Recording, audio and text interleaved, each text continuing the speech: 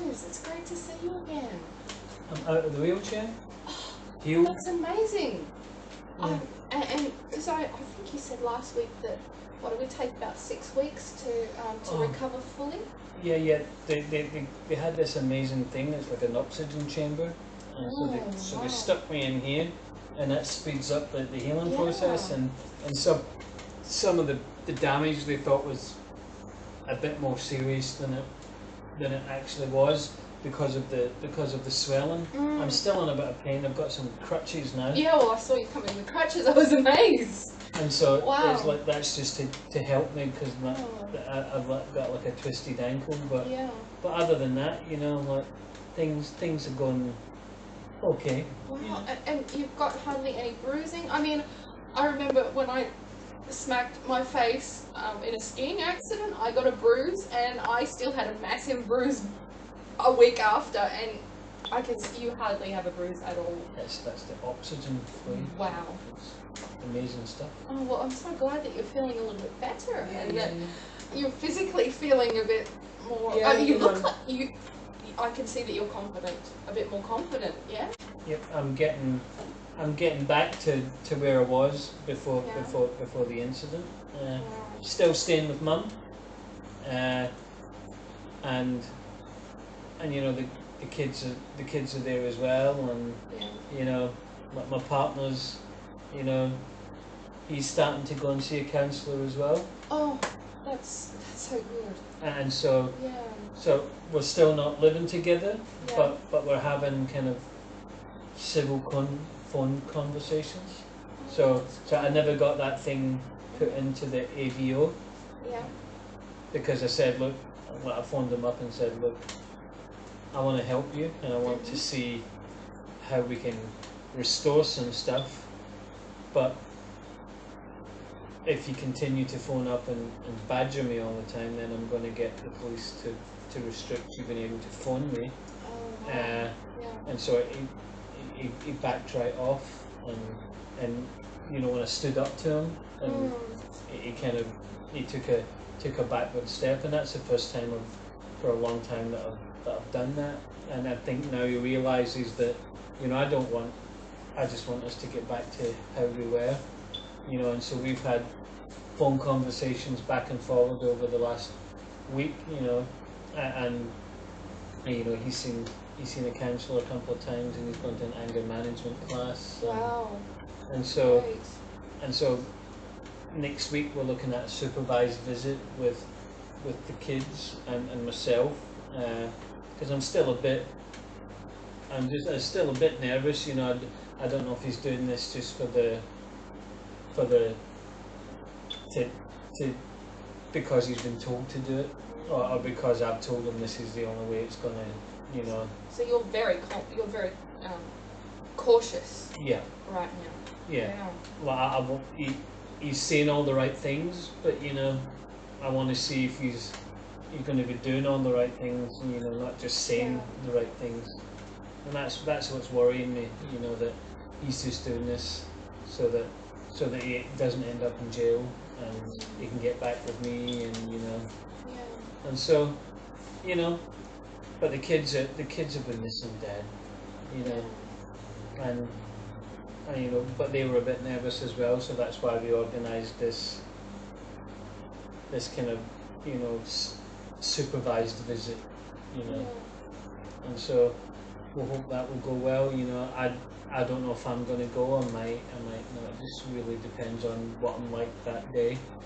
So you're afraid to go to the visit? It's not that I'm afraid. I just want my husband to have some time with the kids without me. Oh, okay. That's part of it, and the other part is, I'm still not sure how things will turn out, but the main reason is I want him. He hasn't seen the kids on his own for about 2 weeks, and he's really missing them. And if I'm there, we'll spend more time talking and with the kids. So maybe if that visit goes well, then I'll go along on the next one. Okay, yeah. The only issue I'm having is that my mum now is she's on my back going, what are you taking that? dildo back for what you taking that shithead, as she calls him, back. Yeah. And like we talked about, you know, it's my decision. It's my decision to make. Still recording?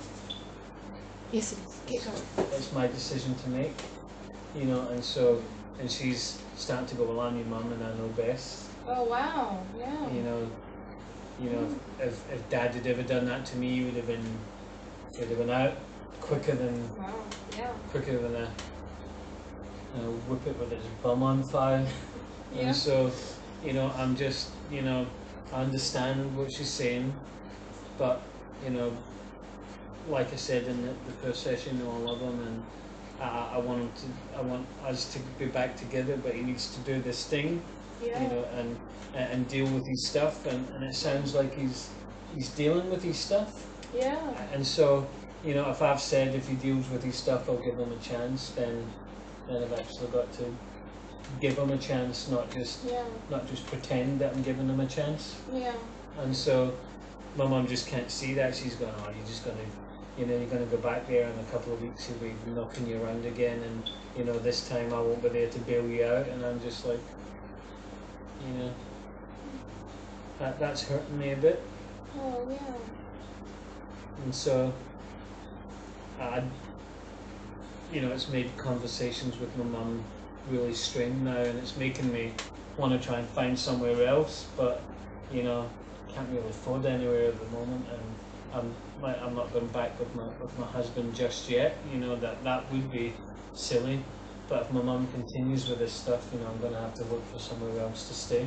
You really don't want to deal with that conflict with her, do you? No, I can see you don't want to deal with that. Because it's my life, it's my decision. I love my mum, but, you know, she's always got this way of, you know, sticking her finger in things and going, you know, trying to manipulate the situation, and kind of, you know, she's never liked him really, you know. Yeah. And this is just an excuse for her to openly kind of diss him and make sure he's not. You know. You really don't like her doing that. I can see you really don't like her pushing her opinion on you. No, well, you know, just because she could walk over my dad, you know, my dad was really placid, and you know, she could be in control. She thinks that all men should be like that, and, you know, I don't like it. Like, obviously I don't like the fact that he beat me up and he has these anger issues, but, you know, I want a guy that stands up for himself, and, you know, he's actually been telling me about some of the stuff, you know, assertiveness over aggression, you know, like, and so he's trying to put his point across without being aggressive, but being assertive, you know, and that's he's learning these things, and that will help me as well, because, like I said, you know, we have a bit of a ding dong back and forward, and so this is going to help me, you know. And so, but I just want, you know, I love my mum, but I just want her to at times keep her opinions to herself. Yeah. Yeah.